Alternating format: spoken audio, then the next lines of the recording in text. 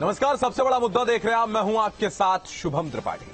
5 दिसंबर को होने वाले चुनाव से पहले नजरें यूपी की 2 सीटों पर गड़ी हुई हैं। एक सीट है मुलायम सिंह यादव का गढ़ यानी मैनपुरी, जहां से डिंपल यादव दावेदारी ठोक रही हैं, और दूसरी सीट है आजम खान का गढ़ रामपुर, जहां आजम खान की दावेदारी के बारे में शायद ही किसी को बताने की जरूरत हो।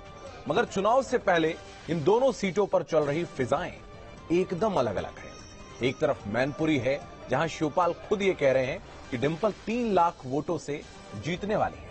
दूसरी तरफ रामपुर है, जहां आजम खान अभी से सरेंडर करके बैठे हैं। आजम खान का आरोप है कि प्रशासन बीजेपी को जिताने में जुटा है, मगर क्या यही प्रशासन मैनपुरी में हाथ पर हाथ धरे बैठा है? इसी सवाल के साथ कई और सवाल खड़े होते हैं, जैसे क्या चुनाव से पहले ही आजम खान सरेंडर कर चुके हैं, और क्या हार के डर से आजम खान घबरा गए हैं? चुनाव को लेकर अब्दुल्ला आजम के दावे में आखिर कितना दम है? क्या चुनाव नतीजों में हार के डर के पहले से ही भरपाई की जा रही है? अगर रामपुर में प्रशासन के गलत इस्तेमाल की बात कही गई, तो मैनपुरी में यह डर क्यों नहीं है? ये तमाम वो सवाल हैं जिनके जवाब इस कार्यक्रम में हम तलाशेंगे, लेकिन उससे पहले ये रिपोर्ट देखिए।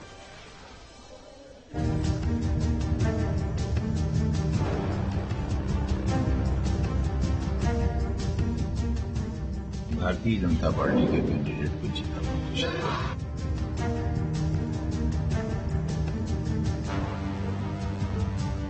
कम से कम 3 लाख के करीब पहुंचनी चाहिए। 2 शहर, 2 दावे, 2 तरह की उम्मीद, 2 तरह का डर। एक तरफ मैनपुरी की लड़ाई है, जहां साइकिल सवारों का जोश हाई है। दूसरी तरफ रामपुर का गढ़ है, जहां चुनाव से पहले ही समाजवादी पार्टी सरेंडर मोड में है। हम इस बात पर विचार कर रहे हैं कि अखिलेश यादव जी प्रत्याशी बनाएंगे,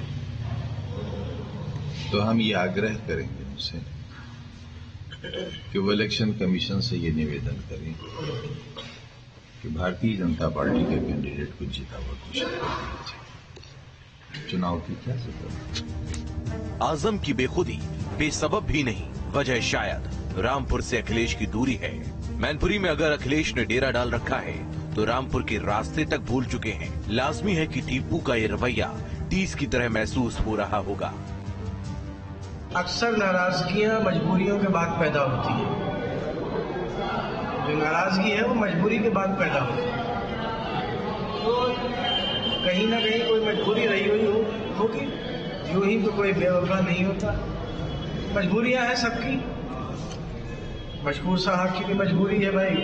मैंने तो कहा कि वो बीडीसी का चुनाव हार गए, प्रधानी का चुनाव हार गए, उसके बावजूद भी समाजवादी पार्टी ने उनके बेटे को जिला पंचायत का टिकट दिया, जिला पंचायत मेंबर बनाया, फिर उनको एमएलसी का टिकट दिया। इससे ज्यादा तो रामपुर को अपना घर बताने वाले अब्दुल्ला आजम को ये डर भी है कि उनका किला कल दरक सकता है। मगर मैनपुरी की हवाएं कुछ अलग तरह की ही बह रही हैं। चाचा शिवपाल के दावे तो ऐसे हैं मानो नतीजे देखकर बैठे हों। पिछला रिकॉर्ड टूटेगा। यहाँ से अभी जब विधानसभा चुनाव हुए थे, तो जसवंत नगर से 91-92 हजार के लगभग हम जीते थे।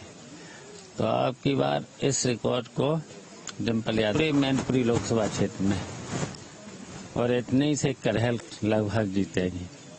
फिर मैनपुरी, फिर किसनी, फिर भौगांव, सब में जीत होगी। कम से कम 3 लाख के करीब पहुंचनी चाहिए। मुलायम के गढ़ मैनपुरी शहर में अगर समाजवादियों में जीत की उम्मीद है, तो बीजेपी के भी यही दावे हैं। बीजेपी के दावेदार रघुराज शाक्य के समर्थन में प्रचार के लिए पहुंचे केशव मौर्य ने भी जीत की उम्मीद जताई है। मुलायम सिंह जी कहते थे कि हम भाजपा को आशीर्वाद देते हैं, मोदी जी को आशीर्वाद देते हैं, कमल के फूल को आशीर्वाद देते हैं, और जो उन्होंने कहा उसके आधार पर हमको सफलता का रास्ता भी मिला। आज आदरणीय मुलायम सिंह जी नहीं, उनको श्रद्धांजलि अर्पित करते हैं, और समाजवादी पार्टी का बोरिया बिस्तर बांध करके मैनपुरी की जनता से मैनपुरी को सपा से मुक्त कराने का प्रयास करना। यूं तो रामपुर और मैनपुरी समाजवादी पार्टी का मजबूत गढ़ माना जाता है, मगर दोनों सीटों पर समाजवादी पार्टी के तेवर में जमीन आसमान का अंतर नजर आ रहा है। आजम खान प्रशासन के गलत इस्तेमाल की बात दोहरा रहे हैं, लेकिन अगर एक बार ये बात मान भी लें कि आजम के दावे में दम है, तो ये डर मैनपुरी में नजर क्यों नहीं आ रहा? या कहीं नतीजों से पहले आजम खान भरपाई में तो नहीं जुट गए? मैनपुरी से मनोज और रामपुर से नादिर के साथ टीम न्यूज स्टेट। तो इस रिपोर्ट के जरिए आपने विषय को समझा। हमारे साथ जो खास मेहमान चर्चा में जुड़ रहे हैं उनका परिचय आपसे करवाते हैं। कपीश श्रीवास्तव समाजवादी पार्टी के प्रवक्ता हमारे साथ जुड़ रहे हैं। एसबीएसपी के प्रवक्ता इजहार अली हमारे साथ जुड़ रहे हैं। प्रशांत उमराव पटेल बीजेपी के प्रवक्ता हैं। अवधेश कुमार वरिष्ठ पत्रकार हमारे साथ जुड़ रहे हैं। आप सभी का बहुत स्वागत है। अवधेश जी, मैं आपके पास आऊंगा चर्चा में, चूंकि इस पैनल में गैर राजनीतिक व्यक्ति हैं, आप वरिष्ठ पत्रकार हैं। लगातार अगर हम देखें जो चुनाव है वो अब तूल पकड़ता चला जा रहा है। लगातार जो है बयान सामने आ रहे हैं। शिवपाल यादव के बयान सामने आया, उसके बाद आज डिंपल का भी बयान सामने आया और डिंपल ने कहा है कि भाई घर का मामला है, घर की बातों को घर में रखने दिया जाए, मीडिया इसको सुर्खियां ना बनाए। ये तमाम बातें डिंपल यादव आज कहती नजर आई। दूसरी तरफ आजम खान का बयान हमने सुना। आजम खान कह रहे हैं कि भाई हम अखिलेश यादव से यही गुजारिश करेंगे जब वो आएंगे कि वो इलेक्शन कमीशन से ये निवेदन करें कि यहां पर भाई चुनाव ना करवाया जाए, सीधे बीजेपी कैंडिडेट को विजयी घोषित किया जाए। तो क्या ये सरेंडर कर दिया है आजम खान ने? देखिए, आपके दोनों प्रश्न के थोड़ा सा उत्तर अलग अलग हैं, क्योंकि मैनपुरी का चुनाव इस समय समाजवादी पार्टी तो छोड़िए, स्वयं अखिलेश यादव और परिवार के लिए करो और मरो का प्रश्न है, क्योंकि इससे सपा के अस्तित्व का प्रश्न जुड़ा हुआ है। क्योंकि जिस ढंग से लगातार 4 चुनाव अखिलेश यादव के नेतृत्व में सपा हारी है और जो उनके गढ़ थे आजमगढ़ और रामपुर, उस उपचुनाव में भाजपा जीती है, उसके बाद केवल सपा के समर्थकों में तो निराशा है ही है। जो पूरी भाजपा विरोधी जो पूरा समूह है पूरे उत्तर प्रदेश में, जिसने एक मुश्त जाकर सपा के पक्ष में मतदान किया था कि इस बार योगी राज से हमको मुक्ति मिल जाएगी, उसके साथ भी वो भी सोच रहा है कि भाई कोई विकल्प देखा जाए क्या, अगर अखिलेश यादव के नेतृत्व में समाजवादी पार्टी नहीं जीत रही है। अब मैनपुरी जो कि परिवार का गढ़ रहा है, अगर वहां से भारतीय जनता पार्टी ने इनको पराजित कर दिया या ये कम वोट से जीते तो फिर इसका संदेश अच्छा नहीं जाएगा। इसलिए पूरा परिवार एकजुट होकर किसी तरह मैनपुरी से एक विजय दो, क्योंकि इस विजय से थोड़ी सी जो निराशा है कार्यकर्ताओं में, समर्थकों में, और जो एंटी मोदी समूह अब हमको छोड़ के बाहर जाना चाहता है, उन सबको थोड़ा विश्वास कायम हो कि अभी अखिलेश यादव के नेतृत्व और समाजवादी पार्टी में थोड़ी बहुत कुव्वत है और योगी मोदी अमित शाह को चुनौती दे सकते हैं। तो यह अस्तित्व का प्रश्न है, इसलिए वहां के बयान आपको दिखेंगे। दूसरा, आप देखेंगे कि पूरा नेतृत्व इस समय रामपुर से दूर है, अभी भी दूर है। तो उस कारण जो आजम खान की निराशा कई कारणों से है। जब व्यक्ति देखता है कि भाई जो क्षेत्र उनका गढ़ रहा है, धीरे धीरे वो फिसला है, लोग उनके विरुद्ध हुए हैं, लोकसभा उपचुनाव हारे हैं, तो जाहिर है ऐसी बातें कर रहे हैं। लेकिन चुनाव आयोग ऐसा पक्षपात करेगा क्या, इसको माना जा सकता है? ठीक है, मैं वापस आऊंगा। ये बड़ा सवाल आपने यहां पर खड़ा किया है अवधेश जी, वापस आपके पास आऊंगा। कपीश श्रीवास्तव हमारे साथ समाजवादी पार्टी के प्रवक्ता हैं। कपीश जी, आपके पास आऊंगा। सवाल आपसे यही है, क्या एक ही सीट पर पूरा दम लगाया जा रहा है, मैनपुरी की सीट पर, और वहीं आजम खान को अकेला छोड़ दिया गया एक बार फिर से? देखिए, सबसे पहले तो बात हम ये कहेंगे कि आदरणीय अवधेश जी ने नकारात्मक व्याख्या की है अपने चश्मे से। अच्छा। और मैं इसलिए आपको कह रहा हूं कि समाजवादी पार्टी और समाजवादी पार्टी के समस्त नेता एकजुट हैं, एक साथ हैं, और मैनपुरी में ही नहीं, वो रामपुर के अंदर भी है और खतौनी भी। नहीं, फिर आजम खान ये बात क्यों कह रहे हैं? क्या कह रहे हैं? उन्होंने कहा है कि अगर प्रशासन धमकाएगा तो वो ये बात नहीं कहेंगे। तो सरेंडर कर दिया क्या? यहाँ प्रशासन नहीं धमका रहा है, बताइए। मैनपुरी में प्रशासन नहीं धमका रहा है। शुभम भाई, सिर्फ एक बात बता। जी। अगर आपके मोहल्ले में तो संपर्क टूट गया, दोबारा जुड़ेंगे कपीश जी से। हमारे साथ बीजेपी से प्रशांत पटेल इस वक्त जुड़े हुए हैं। प्रशांत जी, आपके पास आऊंगा।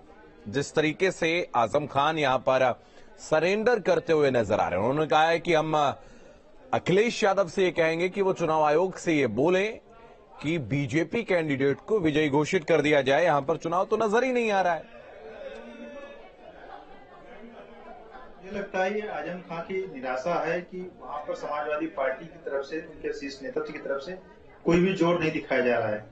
ना ही अखिलेश यादव गए, ना रामगोपाल यादव गए, ना शिवपाल यादव गए, या इनके प्रदेश अध्यक्ष की भी मुझे कोई ऐसी न्यूज नहीं दिखी कि इनके प्रदेश अध्यक्ष भी रामपुर में चुनाव प्रचार करने गए हैं। यही हाल खतौली में है।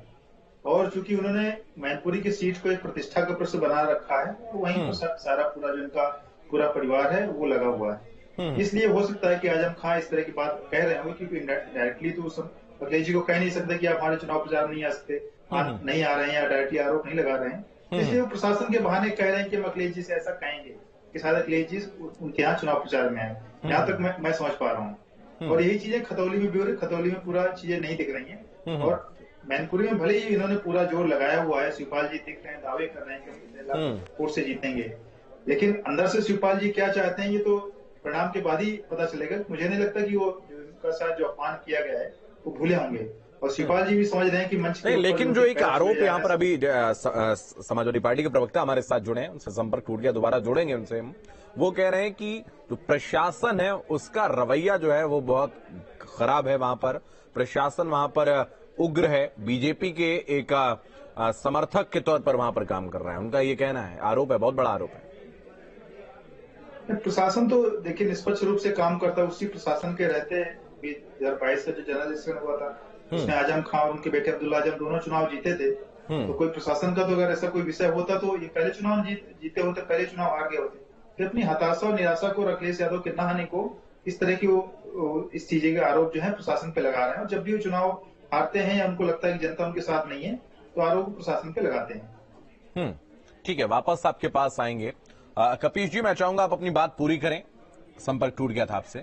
जी जी, मैं एक बात ये कह रहा हूं कि देखिए अवधेश जी ने जो व्याख्या की थी उसमें उन्होंने ये नहीं बताया अभी से 6 महीने पहले ही तो हमारे चुनाव हुए।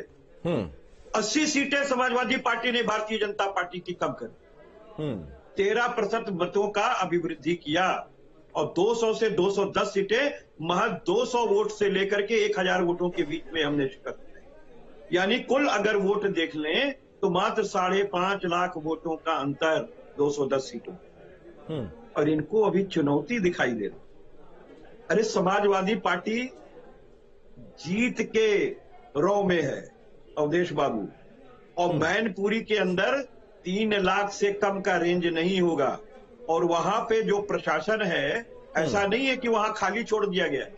ये सारे कैबिनेट के मंत्री, ये डिप्टी मुख्यमंत्री क्यों इन्हीं उपचुनाव में बैठाए गए लोगों को, रामपुर हो चाहे हमारा मैनपुरी हो, इसीलिए न बैठाए गए हैं कि उनके काम से जनता मैनेज होती है। काम तो आपने किया नहीं, तो प्रशासन को मैनेज करने के लिए डीएम, एसडीएम और पुलिस प्रशासन को मेंटेन करने के लिए वहां पर ये बैठे हुए हैं। तो कि कौन नहीं जानता है कि सत्ता में डबल इंजन की सरकार आपकी है। शासन और प्रशासन का तो छोड़िए, इस तरह से एक सरकार आपने गिराई है। एक सवाल यहाँ पर देखिए, आपको नहीं दिखेगा। मैं अवधेश जी के पास जाऊंगा, संविधान की धज्जियां उड़ाई जाएंगी। मुझे भाजपा के कपीश जी, आपके सवाल का जवाब मैं उनसे भी लूंगा, मैं उनसे भी लूंगा। लेकिन सवाल यह है कि प्रशासन तो एक ही, सरकार जो है ना वो एक ही है ना पूरे प्रदेश में। अगर आप कह रहे हैं कि रामपुर में प्रशासन जो है उसका रवैया जो है वो अच्छा नहीं है, वहां पर आजम खान ने आरोप लगाया, चूंकि आपकी पार्टी के बड़े नेता हैं, और दूसरी तरफ आप ये भी दम भर रहे हैं कि मैनपुरी में आप 3 लाख वोटों से जीतेंगे। भाई प्रशासन तो दोनों जगह अगर उनको यूज करना हो तो दोनों जगह कर लेगा यूज। कारण है शुभम भाई, एक जगह जीत का डिफरेंस अगर ज्यादा ना हो तो प्रशासन लाठी फटक करके लोगों को मत डालने से रोक लेता है, जो कि आपने सांसदीय सीट में देखा भी और विधायकी के सीट में भी देख लीजिए। मैं आपको ये कह रहा हूं कि अगर प्रशासन वहां पर दिक्कत पैदा कर रहा, क्या रामपुर के अंदर प्रशासन ने अत्याचार आजम खान साहब के ऊपर नहीं किया है क्या? और समाजवादी पार्टी का प्रतिनिधिमंडल बीजेपी से जवाब ले लेते हैं हम लोगों ने। प्रशांत भाई जवाब दीजिए। देखिए, प्रशासन का हमने देखा था किस तरीके से प्रशासन चुनाव हराता जिताता है। 2014 के कन्नौज लोकसभा चुनाव में किस तरीके से हारे हुए प्रत्याशी को बीच में काउंटिंग रुकवा करके जीता हुआ 15,000 वोट से घोषित कर दिया गया था। और मुझे लगता है आजम खान जी अभी 6 महीने पहले अच्छे अंतर से जीते थे, 80-90,000 से अधिक वोटों से जीते थे, और उतने ही वोट से मुलायम सिंह यादव लगभग जीते थे। आपने नामांकन नहीं होने दिया, ये किसी से छुपा है क्या? ये किसी से छुपा है क्या कि जिस तरीके से आपने नामांकन नहीं होने दिया, पंचायत चुनाव के अंदर जिस तरह से आपने साड़ी खिंचवाने का काम किया, वो भूल गया क्या दुशासन की तरह? भारतीय जनता पार्टी के नेता साड़ी खींच रहे थे, याद है कि नहीं याद है? जिस तरीके से आप लोगों ने धन बल और पुलिस प्रशासन की वजह से बुलडोजर लगा के रोड खोद के लोगों के बिल्डिंग्स गिरा करके अपने जिला पंचायत अध्यक्ष बनाए, वो किसी से छुपा है क्या? जिस तरीके से चलती हुई सरकारों को आप बिल्डिंग सरकारों को गिराते हैं, वो किसी से छुपा है क्या? जिस तरीके से सुप्रीम कोर्ट ये छुपा है क्या? सुप्रीम कोर्ट समाजवादी पार्टी को साड़ी खिंचवाना इलेक्शन कमीशन को फटकार क्यों ये दूसरा का गला काटना समाजवादी पार्टी करती थी। किस तरीके से हमारे बूथ पार्टी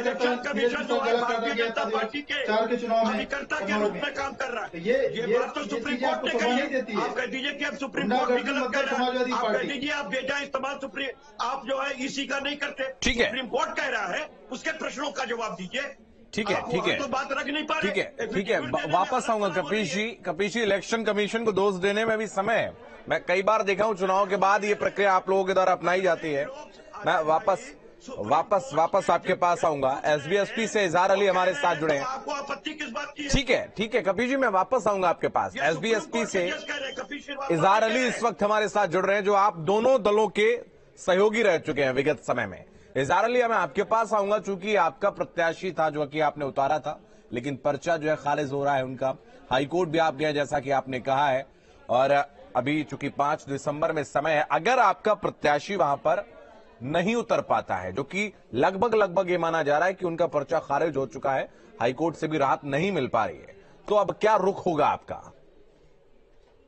देखिए शुभम जी, 1 तारीख को हमारी कार्यकर्ता मैनपुरी के जो कार्यकर्ता नेता हैं उनके साथ हमारी राष्ट्रीय अध्यक्ष की मीटिंग, उस मीटिंग में जो भी कार्यकर्ता नेता हमारे तय करेंगे उसी के आधार पर, चूंकि मैनपुरी का चुनाव अब दोनों दल सुहेल देव भारतीय समाज पार्टी की तरफ देख रहे हैं कि जिसको वो समर्थन करेगा, हमारा राष्ट्रीय नेतृत्व फैसला लेगा, वो चुनाव वहां पे जीतेगा। और दूसरी बात शुभम जी मैं आपको बता दूं, कपीश जी की बातों पे आज प्रदेश की जनता हंस रही होगी। मैं इनसे निवेदन करूंगा बीच में बोलेंगे नहीं कि ये बोले 3 लाख वोटों से जो है वहां सपा जीतेगी।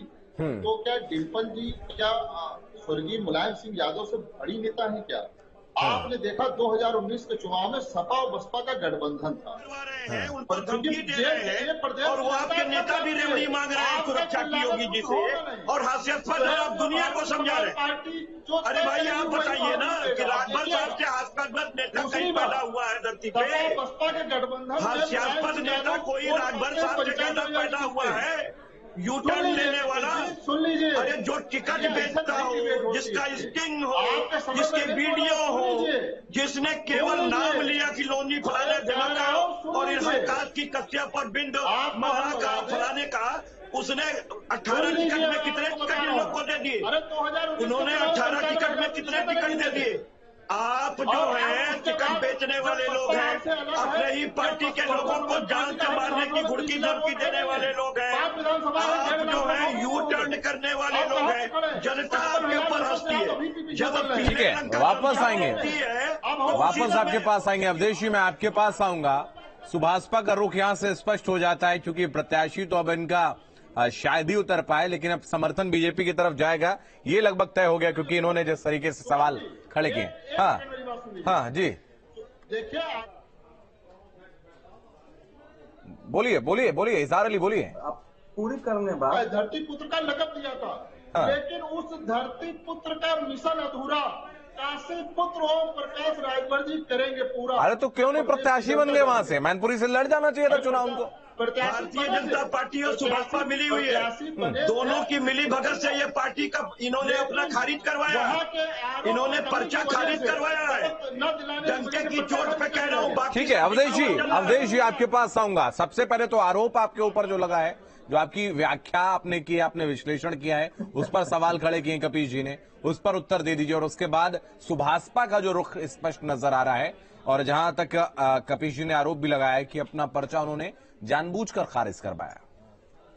देखिए, कपीश जी एक वकील हैं, लेकिन समाजवादी पार्टी के प्रवक्ता होने के नाते अगर मेरे पर नाराज होने से समाजवादी पार्टी की स्थिति सुधर जाए तो जरूर नाराज होना चाहिए। लेकिन पता नहीं आजकल समाजवादी पार्टी के प्रवक्ताओं को इतना गुस्सा आता है कि सभी पर ऐसे ही चिल्लाने लगते हैं। अब मैंने देखिए इतनी नहीं, आप उनके आरोप पर आप बात करिए। नहीं आरोप पर भी कहा, लेकिन थोड़ी टिप्पणी तो करनी पड़ेगी। इतनी नाराजगी क्यों होती है? नहीं, चूंकि समय सीमा का बंधन है साहब, 1 मिनट हमारे पास शेष है। मैं आ रहा हूँ। देखिए उन्होंने जो कहा यह बात तो सही है कि समाजवादी पार्टी ने पिछली बार चुनाव में भाजपा को टक्कर दी, 47 से 111 सीटों पर आए, वोट परसेंटेज 21 से उन्होंने 32 कर लिया। लेकिन ये न भूलें कि वो चुनाव जो था बीजेपी वर्सेस ऑल हो गया था। कांग्रेस थी नहीं, बसपा थी नहीं, तो जितने एंटी बीजेपी मत थे वो सब एक मुश्त सपा की ओर गए। और बाकी कई समुदाय जातियों ने इन ब्लॉक मतदान किया। वो स्थिति हर बार पैदा नहीं होती है। इसके बावजूद अगर अखिलेश यादव नहीं पराजित कर सके तो फिर कौन सी स्थिति पैदा होगी? समझदार नेता जिसकी आभा मंडल का इतना प्रकाश है कि भारतीय जनता पार्टी के केंद्रीय मंत्रिमंडल से लेकर के सारी टीमें लग जाती है। चलिए ठीक है, चूंकि समय का बंधन है। बहुत धन्यवाद आप सभी का हमारे साथ इस खास कार्यक्रम में जुड़ने के लिए। अब मैनपुरी, खतौली और रामपुर में क्या होगा ये आने वाले समय में पता चलेगा, क्योंकि दोनों ही दल, प्रमुख दलों की अगर हम बात करें, वो पूरी जोर आजमाइश